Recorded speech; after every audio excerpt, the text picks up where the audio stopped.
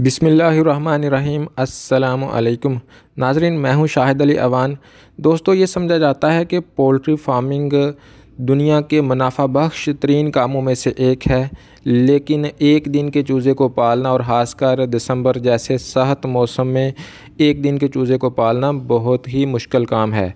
दोस्तों, पिछले तकरीबन 2 साल से मैं 700 के करीब फार्म विज़िट कर चुका हूं और कई वेटनरी स्पेशलिस्ट डॉक्टर से मुलाकात कर चुका हूं और अल्हम्दुलिल्लाह मैंने इस साल भी दिसंबर के मौसम में आस्ट्रालोप का 1000 चूज़ों का फ्लाक पाला है और अल्लाह के फजल करम से बहुत ही कामयाबी रही है और इंतहाई कम शर्मवाद के साथ ये चूज़े पल रहे हैं। अल्लाह पाक का लाख लाख शुक्र है। तो नाज़रीन, मैंने इस दौरान जो लर्निंग की पिछले 2 सालों में और जो डॉक्टर्स हजरात से मुझे मशावरत मिली, वो सारी की सारी मैं अपने छोटे और मीडियम रेंज फार्मर्स के लिए इस वीडियो सीरीज़ के इस पार्ट में आपको बताने जा रहा हूं। इंशाल्लाह दीगर फार्मिंग टॉपिक्स पर भी बात होगी, लेकिन सबसे पहले पोल्ट्री फार्मिंग पर बात होगी। आज का टॉपिक है चूज़े की पहले 15 दिन में ब्रूडिंग कैसे करवाई जाए। इस दौरान जिन सवालात के जवाबात मैं आपको दूंगा वो ये हैं। नंबर 1, मौसम कौन सा होना चाहिए, चूज़ा आने से पहले क्या क्या इंतज़ामात होने चाहिए, ब्रूडर्स और बर्तन की तफसीलात क्या हैं, वैक्सीन, दवाइयाँ, खुराक, विटामिन की तफसीलात और अखराजात, शरह अमवात कैसे कंट्रोल होती हैं, पहले 15 दिन में कुल क्या खर्च होता है और क्या हासिल होता है। नाजरीन, इन सारे सवालात के जवाबात आप आस्ट्रालोप हैन फार्मिंग, देसी गोल्डन मिस्री और वाइट लेयर पोल्ट्री पर भी अप्लाई कर सकते हैं। तो पर्टिकुलरली मैं बातचीत करूंगा आस्ट्रालोप हैन फार्मिंग के हवाले से, जो मैंने इस दिसंबर में की। नाजरीन, समझा जाता है कि जो सबसे कम अखराजात वाले महीने हैं वो अप्रैल और मई हैं।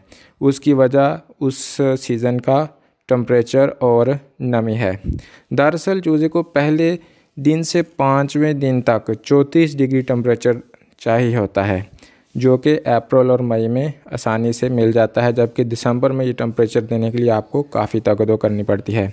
और इसके बाद हर 10वें दिन के बाद आप दिनों की तादाद को 0.2 से ज़रब देकर जो जवाब आए उसको टोटल 34 से माइनस कर लें।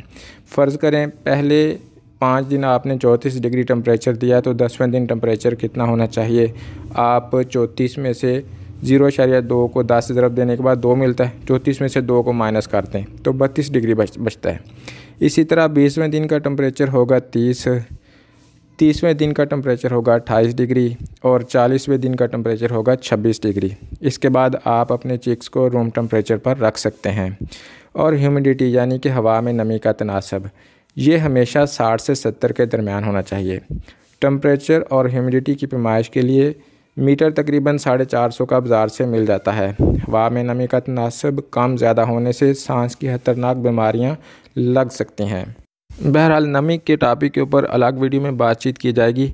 सर्दी में टेम्परेचर बरकरार रखना ही इजाफी खर्च होता है, इसके अलावा सर्दियों में कोई इजाफी खर्च नहीं है। लिहाजा आइडियल मौसम अप्रैल और मई है, लेकिन आप किसी भी मौसम में चूज़ा पाल सकते हैं, जबकि जुलाई और अगस्त भी अच्छा मौसम है अगर आप बारिशों से पैदा होने वाली इजाफी नमी को काबू कर सकें। चूज़ा आने से पहले कम अज़ कम 7 दिन पहले जो आपके इंतज़ामात मुकम्मल होने चाहिए, उनमें कुछ ये हैं कि आपके पास टेम्परेचर और ह्यूमिडिटी को बरकरार रखने के लिए तहरीरी शक्ल में A, B और C प्लान होना चाहिए, ताकि अगर आपका A प्लान जो आपने टेम्परेचर सोर्स मुकर्रर किया हुआ है वो फ़ेल हो जाता है तो उस सूरत में आपके पास क्या ऑप्शन है, और अगर B भी फ़ेल हो जाता है तो आप टेम्परेचर कैसे मेंटेन कर पाएंगे। क्योंकि अगर किसी भी इमरजेंसी में चूज़े को झटका लगा तो अल्लाह माफ़ करे, हो सकता है ये चूज़े को लगने वाला झटका आपके दिल को ना लग जाए, क्योंकि थोड़ी सी लापरवाही से सारे का सारा फ्लाक एकदम बीमार हो जाता है और मर जाते हैं। ये काम बहुत ही रिस्की है। दिसंबर चूँकि मुश्किल तरीन मौसम है, इस मौसम में मैंने जो ब्रूडिंग की उसकी तफसीलात मैं आपके साथ शेयर करूँगा। जनाब वाला, मैं ओपन शेड में फार्मिंग कर रहा था। मुझे लगा कि दिसंबर में इतने बड़े शेड में 24 घंटे 34 डिग्री बरकरार रखना और पूरे ब्रूडिंग एरिया में बराबर का टेम्परेचर देना, और वो भी सिर्फ कोयले की भट्टी से, बहुत मुश्किल नज़र आया। तो फिर मैंने प्लाईवुड के कार्डबोर्ड मटेरियल के साथ ब्रूडर बनवाए। हर ब्रूडर का अंदरूनी डायमीटर 64 इंच था और 15 दिन तक एक ब्रूडर में 150 चूज़े आसानी से रखे जा सकते थे, जिनका अंदरूनी डायमीटर 64 इंच था। हर ब्रूडर में 100 वाट के 3 बल्ब लगाकर मैंने इन्हें ऑटो टेम्परेचर कंट्रोलर के साथ लिंक कर दिया। इन्हें ऊपर नीचे रखने का मकसद ये था कि हीट को ज़ाया होने से बचाया जा सके और कम से कम स्पेस में ज़्यादा से ज़्यादा काम किया जा सके। बल्ब्स में मैंने टंगस्टन फिलामेंट बल्ब और इंफ्रारेड बल्ब का इस्तेमाल किया। जो फिलामेंट बल्ब होते हैं ये ह्यूमिडिटी बहुत ज़्यादा कम कर देते हैं, लिहाजा आप इंफ्रारेड बल्ब का इस्तेमाल कर सकते हैं, लेकिन हीट टंगस्टन फिलामेंट बल्ब से ज़्यादा मिलती है।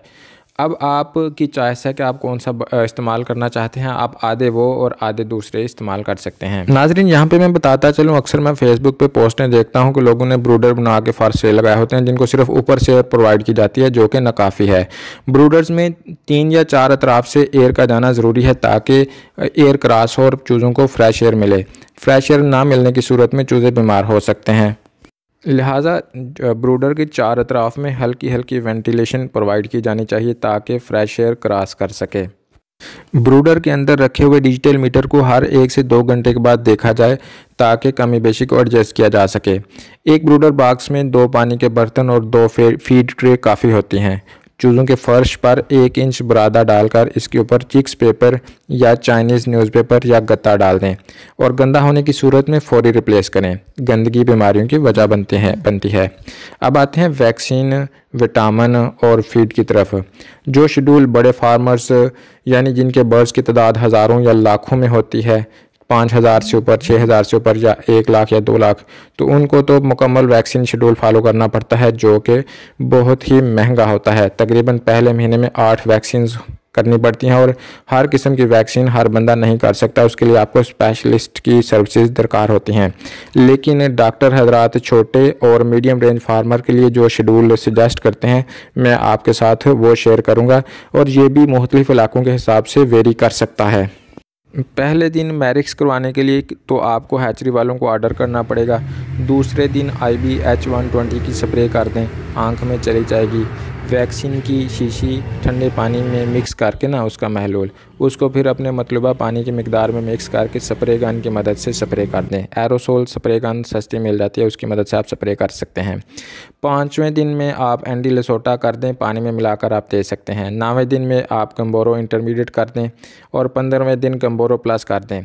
जो बर्ड्स की फर्स्ट मंथ की या पूरी लाइफ की वैक्सीन चार्ट, जो मुख्तसर वैक्सीन चार्ट है, वो भी मैं स्क्रीन पे शेयर कर देता हूँ। 1000 बर्ड्स की एक वक्त की जो वैक्सीन है वो तकरीबन 600 से 700 के करीब आ जाती है। इससे कम ज़्यादा भी हो सकती है, लेकिन इसी रेंज में नॉर्मली वैक्सीन मिल जाती हैं। वैक्सीन्स के अलावा इंतहाई अहम चीज़ें जो आपने करनी है वो गौर से सुन लें और इनके ऊपर लाजमी अमल करें। मार्केट से NCO के नाम से मेडिसिन मिलती है। ये मरकब होता है ऑक्सीटेट्रासाइक्लिन का, नियोमाइसिन का और क्लिस्टीन का।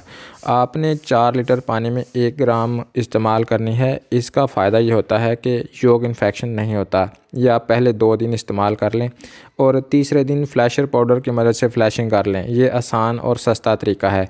फ्लैशिंग और डिवर्मिंग के दीगर तरीक़ों के ऊपर और उनके फ़वाद और नुकसानात के ऊपर अलग वीडियो में बातचीत की जाएगी।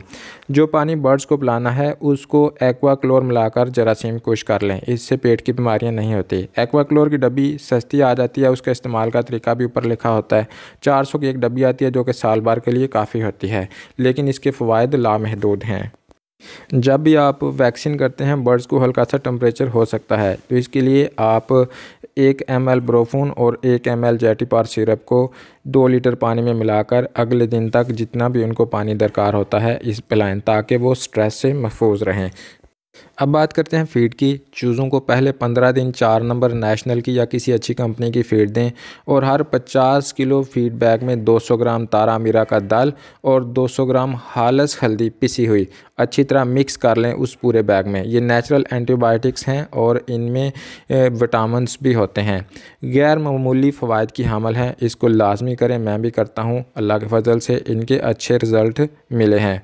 फीड की मिकदार के लिए गोल्डन मिस्ट्री के ऊपर गोल्डन मिस्ट्री की फ़ीड के बारे में एक वीडियो का लिंक मैंने डिस्क्रिप्शन में दिया है, जबकि आस्ट्रालोप वाले हजरात हर 100 ग्राम में 10 ग्राम एक्स्ट्रा डाल लें, क्योंकि जो आस्ट्रालोप है ये गोल्डन मिस्ट्री से 10% ज़्यादा खुराक खाती है। तो शरामवात कंट्रोल करने के लिए ऊपर वाली सारी बातों पर अमल करें और चूज़ा हमेशा A ग्रेड ख़रीदें। अगर आस्ट्रालोप की बात की जाए तो तंदुरुस्त मुर्गियों के अंडे से निकला हुआ तंदुरुस्त बच्चा जिसका वज़न 38 ग्राम से 42 ग्राम के दरमियान हो A ग्रेड कहलाता है।